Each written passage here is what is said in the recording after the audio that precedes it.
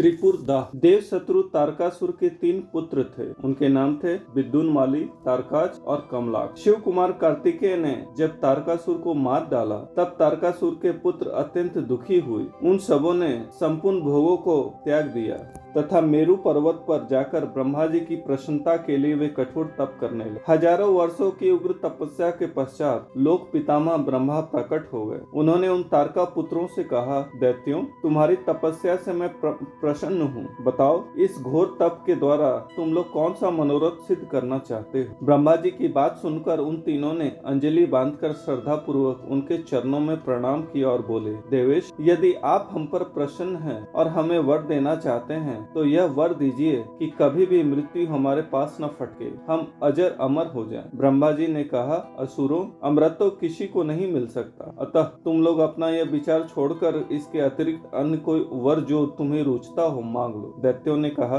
भगवान, यद्यपि हम प्रबल पराक्रमी हैं, तथापि हमारे पास कोई ऐसा घर नहीं है जहाँ हम शत्रुओं से सुरक्षित रहकर सुख पूर्वक निवास कर सकें। अतः आप हमारे लिए ऐसे 3 नगरों का निर्माण करा दीजिए जो संपूर्ण शक्तियों से संपन्न हो तथा देवता भी जिनका भेदन न कर सके। विद्युन्माली ने वज्र के समान कठोर लोहे का, तारकाक्ष ने स्वर्णमय और कमलाक्ष ने चांदी के बने हुए अत्यंत विशाल नगर की याचना। फिर उन्होंने कहा, ब्राह्मण, ये तीनों पूर्व मध्याह्न के समय अभिजीत मुहूर्त में चंद्रमा के पुष्य नक्षत्र पर स्थित होने पर एक स्थान पर मिला करें और आकाश में नीले बादलों पर स्थित होकर ये क्रमशः एक के ऊपर एक रहते हुए लोगों की दृष्टि से ओझल रहे। भगवान शंकर के अतिरिक्त इन नगरों का कोई भेदन न कर सके। ब्रह्मा जी ने तथास्तु कहकर मैदानों को उन विचित्र नगरों के निर्माण किया गया। मैंने अपने तपोबल से वैसे नगर निर्मित किए और तारकासुर के तीनों पुत्र सुख पूर्वक उन सुरक्षित नगरों में रहने लगे। आगे चलकर उन असुरों ने देवताओं को परास्त कर तीनों लोकों को अपने अधीन कर लिया। समस्त सिद्ध स्थानों को नष्ट भ्रष्ट करते हुए